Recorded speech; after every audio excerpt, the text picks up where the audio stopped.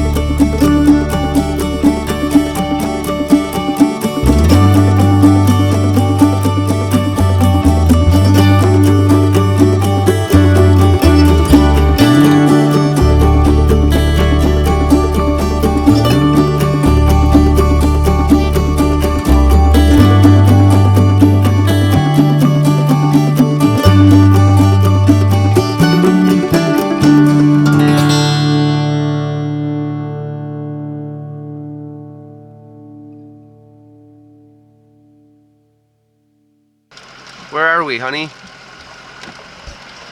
We're at Rosalie, which I think is Fort Rosalie. This is pretty over here.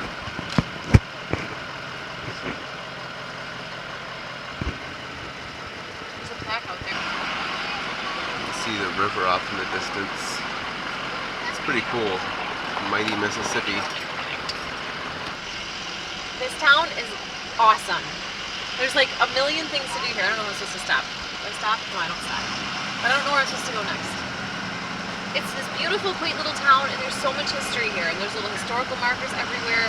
And I was in the trading post just now, and the proprietor of the store was, we were talking about, you know, there's so much to learn here because it's kind of the beginning of industry in America. Like all of the things that happened really shaped like what America became. And I bought a book in there called The Devil's Backbone, and it was written by, I forget the name of the man, but he's a historian, and he's an expert on the Deep South, or Old South, and how things became what they are. I think it's important to learn it, and there's a lot of history about the illegal slave trading that happened here, like how humans were trafficked, and part of that was happening illegally right here in the Natchez, what was it called again? Natchez under the hill? Under the hill, yeah, that's right. So they had this little hidden area where they were right by on the Mississippi River, and they were transporting human beings. The whole thing is just fascinating and interesting, and I'm mad that we're not like staying here longer. I know. And the guy in the shop kept calling me darling. Well, that sounds great, darling. You gotta check out this place. And he whipped out all the brochures and all the things. And he's just in a shop. It's not a visitor center. It's just a guy who owns a shop. Trading post. But he takes his responsibility of being a steward of the area responsibly. Well, and that's probably why his store is so successful. He said they started out, they just had 10 items. And he said now, every time people come in, they give him suggestions of things he should carry in the store, and so he does it. And so the store is expanding, and he has a lot of cool things. A lot of good touristy stuff, which I am a victim of. Like, I am a sucker for those things. Yeah, you really are. She's a sucker for anything touristy. But since when we go back to New York, we're supposed to quarantine for 14 days. So we won't be able to do any Christmas shopping. So I'm getting what I can get now, and gonna have a couple mementos to give to our family for the holiday. We can spend the first week of quarantine when we get home Rebuilding the bus okay. That's not what I was gonna say. in the snow. Yeah, well, we do plan to do a lot of rebuilding. No, one of the things we can do when we get home is every day we can do a challenge of some of the things that we bought to eat. Like the things that you just bought. Well, those are gifts. I'm giving those as gifts. Oh, the thing that you just bought? The thing? Oh, the thing. Yeah. The worms? Yes. They're like... She bought real earthworms that you eat. They're candied, though. They're candy on the outside. So it's candied earthworms. And then when we sing that song, I'm going out to eat worms. Nobody likes me. Everybody hates me. Guess I'll go eat worms. That's why I bought that, because nobody likes me. Everybody hates me. I felt it was my destiny to eat worms. I like you. And I hate you. It's a like-hate relationship. Not even any love? Just like and hate? I love you too. That's awful. Anyway, yeah, so that's something else we can do when we get home. The children are fighting. Each day we can do a new challenge. Some of the Mexican candies that we've got in San Antonio. I almost called it El Paso again. No, I wanted to, the pies and stuff are going to go bad. We have to get into those. Oh, the candies. There's like spicy I'm candies. gonna eat them now. I already snuck into the package and ate one. Oh man. Natchez National You Historical ruin art. Park. Right. Oh my gosh, this it's just like bursting with historical things. And yeah, it's a really cool town. I just picture like the Natchez under the hill. I don't know what's there. There's like if there were brothels there, but there was all the prostitutes and just all the scandalous stuff was happening there. This is stuff you want to learn about. The history books are boring because they sugarcoat and they whitewash everything. So you do not learn the real history. You don't learn how slaves were really treated. Like, I want my kids to have an understanding of how our country came to be what it is, and you know, the people responsible for that. Like, I didn't know any of this stuff. I walked into that visitor center and I was just overwhelmed with information and stuff that I'd never heard before. Now you might already have known some things about. Well, I like history, so I know a lot of it, but I never heard of Natchez before we started our traveling. Our friends told us to take the Natchez Trace. Said it was pretty.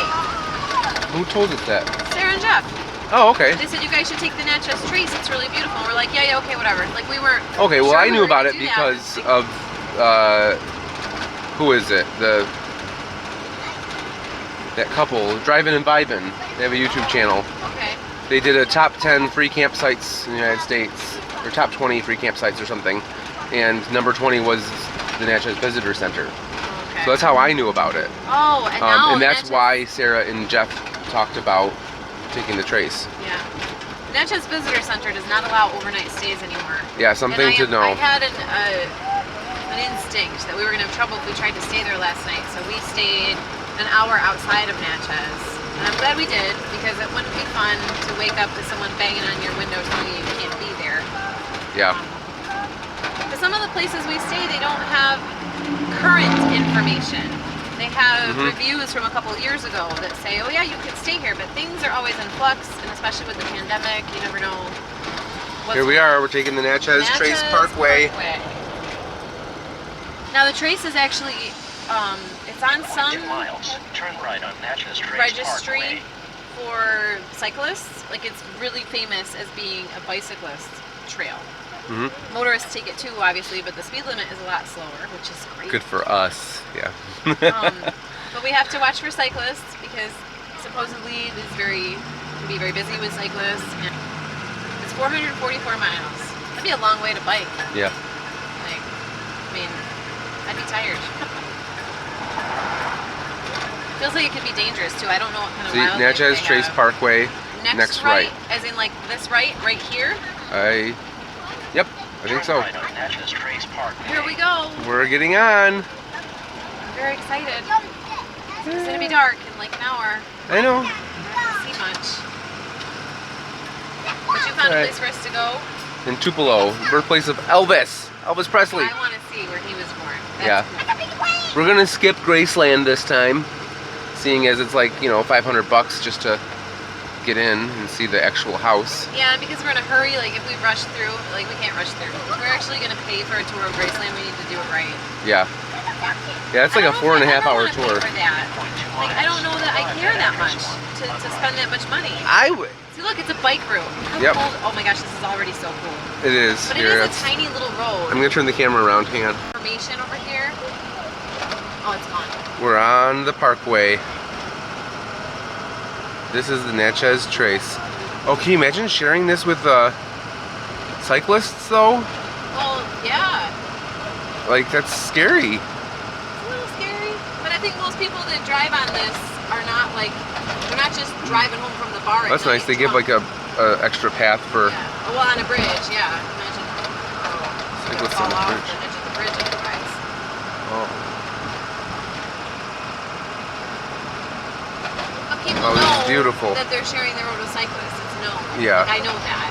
And most people that drive the parkway, they're not going to be some silly kids. It'd be nice though if there was like a little bit more of a shoulder for the cyclists. Maybe there is at some point. Not here. There's parts of this where you can actually get on like the old trace, like where people traveled, where they walked. There's like sunken in depressions where people were walking this. Oh wow. I would like to see that if we pass any areas where it says that. See the old trace. Like you can walk some of that. It's so quiet. Oh my gosh, this is amazing. Such a whole trip. I know. I feel like we have the whole road to ourselves, and it's just a nice. Oh man. So help me if they try to speed. I don't think pass if they want. I am not. There's a cyclist. Yep. I wonder how far they rode. This is he have stuff with him? Did he ride the whole trace on his bike? Look at He doesn't have a backpack or anything. I would be nervous riding my bike on this. And look how we have a beautiful clear blue sky It's hard too. to stay on the road though. Yeah, well, I'm having trouble like staying totally on the road, like when cars go by. Because it's so narrow. What Ylsa was just noticing is that we're being tailgated. Or is that how you say it? Tailgated or just tailed? Tailgated. They're tailing me. We're being tailed. There's people riding our tail. We're going And 48 we're going- miles per hour. And the speed limit is 50. And I'm not going over the speed limit. Yeah. We were told by many people, do not go 1 mile over the speed limit on the trace. Because you will get pulled over, you will get ticketed. You need to go 50 max. We're going 49 miles per hour right now. Why are people riding our tail? It's sort of stressing me out that they need to go away. They can pass me and take their chances. Disobey. Right. See, now who wants to drive on something like that? Yuck. Yeah. This is the way to travel. This is the way to travel. Let me turn the camera around so you can see again. Historic site, half a mile. Travel the Natchez Trace. Oh, it's beautiful. It's wonderful. It's so smooth and windy but it's not like so windy that it makes you like sick. I don't know that I'll enjoy driving this in the dark. I'll miss everything. I know. Okay, this is a historic site right here. I'm gonna Yeah. see what it is. I gotta stop. Oh, this is an academy. This isn't. Is this a This isn't a historic site. What is this? Let's see what it is. Oh, okay. No, this is a historic site. It's not actually an academy. It's the female academy from way back. Let's read what it says.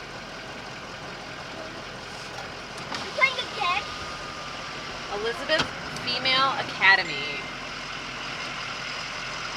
The Natchez Trace was still active and Mississippi had just become a state when the Elizabeth Female Academy opened its doors in November of 1818. Much can be learned about the culture of early Mississippi here in the community of Washington. It was the young state's first capital that boasted churches, advanced learning societies, and 2 institutions of higher education, Jefferson College and the Elizabeth Female Academy.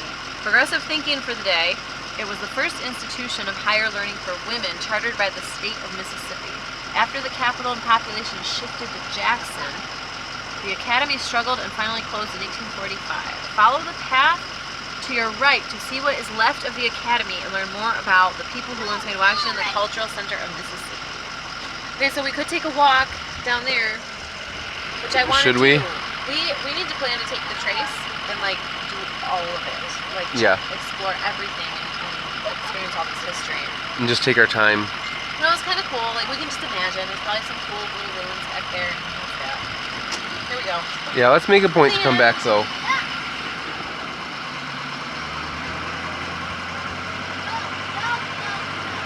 I'd like to see like a prostitution house or something. That's what the kind of history. I don't know about the bad stuff people did. Across the parkway behind you is a portion of the old Natchez Trace, a wilderness road that originated from a series of trails used by the southeastern Indian tribes. The Natchez Trace was politically, economically, socially, and militarily important for the United States in its early development.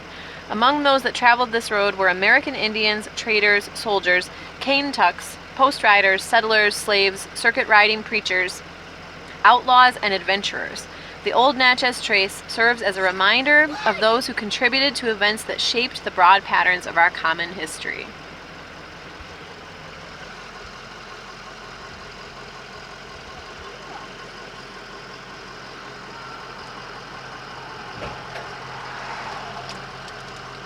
Right in there.